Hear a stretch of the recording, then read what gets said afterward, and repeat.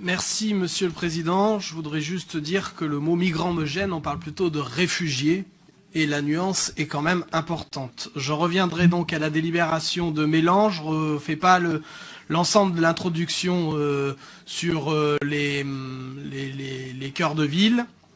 Pour vous dire que sur ce projet de Mélan, qui est également un très beau projet, l'objectif, il y a 4 grandes orientations pour ce projet de ville. Retrouver un dynamisme démographique, maintenir le dynamisme économique, maintenir le caractère de ville nature et organiser les déplacements.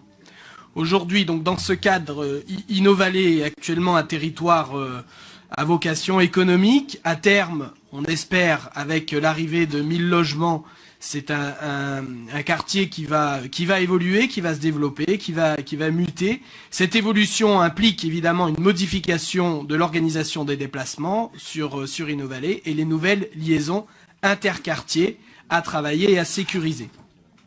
Ce projet est un projet global d'amélioration du fonctionnement de la ligne chrono C1 sur Mélan, qui est un véritable enjeu, donc de l'avenue de Verdun jusqu'à la possible extension sur Montbonneau et donc le Grésivaudan.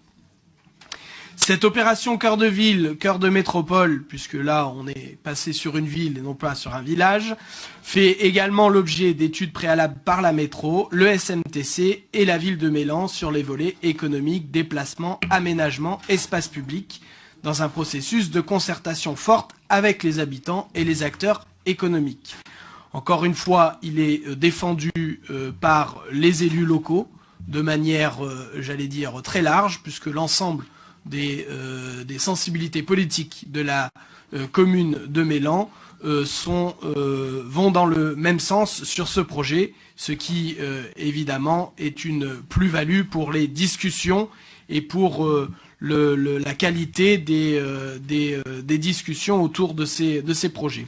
Donc les grandes lignes sont garantir la bonne intégration des opérations immobilières, de permettre la requalification des espaces publics, l'acquisition et l'aménagement des emplacements réservés, l'implantation d'un site propre en transport en commun, ce que j'ai déjà dit tout à l'heure, l'implantation d'un axe structurant cyclable, la création d'une zone de rencontre et le réaménagement du carrefour Granier-Taillefer, qui lui aussi sera un enjeu essentiel de la réussite de ce projet.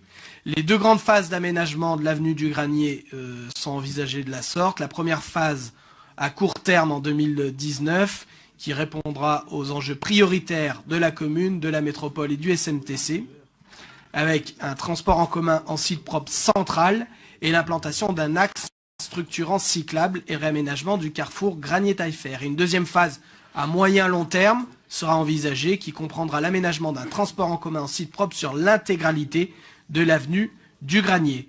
Comme il y a évidemment des compétences entre la ville de Mélan, le SMTC et la métropole, il est proposé de mener cette opération en comaîtrise d'ouvrage. Comme je l'ai dit rapidement en introduction, la présente délibération décide de lancement de ce projet et j'espère qu'il sera, vu que c'est un bon projet, accueilli à l'unanimité par l'ensemble des gens de l'Assemblée.